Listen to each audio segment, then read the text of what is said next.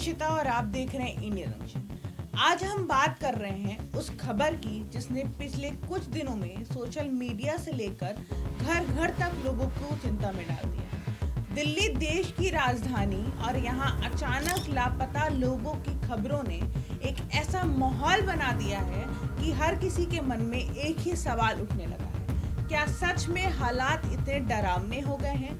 WhatsApp group, Facebook post और तमाम viral messages में दावा किया गया है कि सिर्फ 2026 के पहले 15 दिनों में ही सैकड़ों लोग गायब हो गए हैं, जिनमें ज्यादातर महिलाएं और बच्चे हैं। इन खबरों ने लोगों के मन में डर और बेचैनी दोनों ही पैदा कर दी है, लेकिन जब इसे पूरे मामले को गहराई में समझा गया तो सामने आया कि यह कहानी में सच भी है, आंकड़े भी हैं और कुछ अफवाहें भी।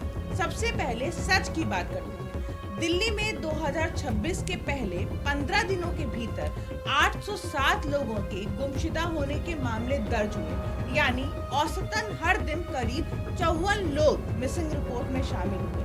इन 807 लोगों में 509 महिलाएं थीं और 298 पुरुष।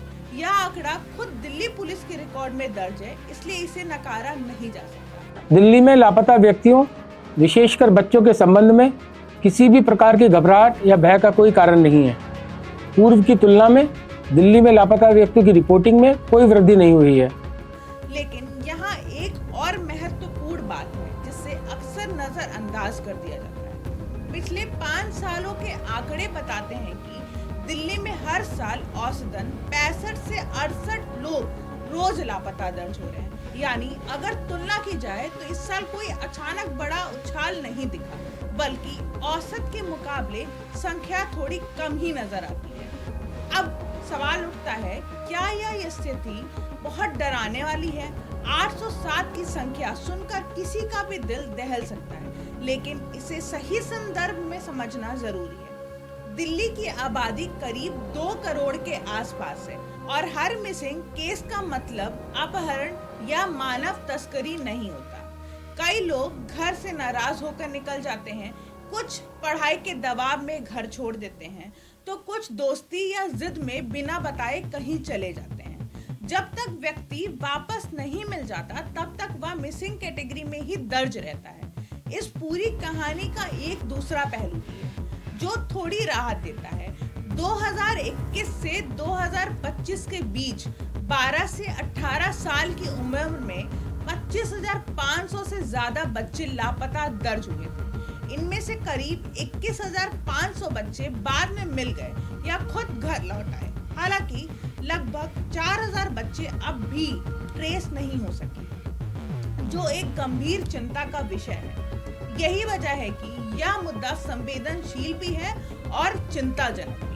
आंकड़े यह भी बताते हैं पिछले कई सालों से लगभग 60% मिसिंग केस महिलाओं के होते हैं और सबसे ज्यादा प्रभावित उम्र ग्रुप 12 से 18 साल के बीच, यानी यह कोई नई स्थिति नहीं बल्कि सालों से चला आ रहा एक पैटर्न है। इसी बीच सोशल मीडिया पर एक और कहानी तेजी से फैलने लगी। लोगों ने इन आंकड़ों को फिल्म मर्दानी 3 से जोड़ना शुरू कर दिया, जो कि यह फिल्म मानव तस्करी और लापता बच्चों के मुद्दे पर आधारित है और इसी समय से लापता लोगों की खबरें भी वायरल हो रही हैं। इसलिए कुछ लोगों का अंदाजा लगाना शुरू कर दिया है कि ये सब फिल्मों के प्रमोशन का हिस्सा तो नहीं। देखते ही देखते यह बात एक साजिश की तरह फैलने लगी और लोगों के बीच भ्रम और बढ़ गया। इन आरोपों पर फिल्म बनाने वाली कंपनी यशराज फिल्म ने सामने आकर सफाई दी है। बोला है कि कंपनी के प्रवक्ता ने साफ शब्दों में कहा कि यशराज फिल्म 50 साल पुरानी कंपनी है जो नैतिकता और पारदर्शिता के सिद्धांतों पर खड़ी है।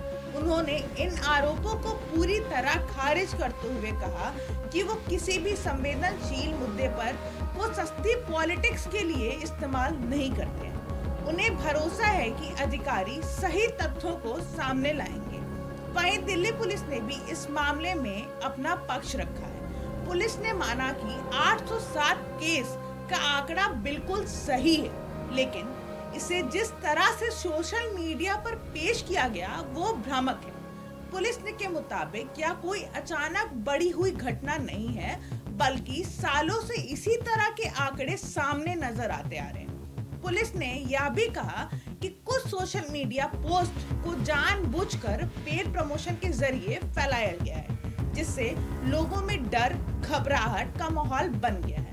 उनका साफ कहना है कि डर फैलाकर पैसे कमाने वालों पर सख्त कार्रवाई की जाएगी। किसी भी प्रकार की अफवाहों पर ध्यान न दें। इसके अतिरिक्त अफवाह फैलाने वालों के विरुद्ध उचित कानूनी प्रावधानों के तहत कार्रवाई की जाएगी। अब अगर इसे पूरी कहानी का निष्कर्ष हम लोग समझे तो सच्चाई है कि 807 का आंकड़ा सही है। लोग लापता हुए हैं और यह एक गंभीर मुद्दा है, लेकिन यह उतना भी सच नहीं है कि इसे अचानक आई बड़ी आपदा की तरह पेश करना पूरी तस्वीर नहीं दिखाता है। ज्यादातर लोग बाद में मिल भी जाते हैं और हर मिसिंग केस के पीछे कोई अपराधी हो ऐसा जरूरी नहीं होता। यानी एक मामला सच और अफवाह के बीच कहीं खड़ा है।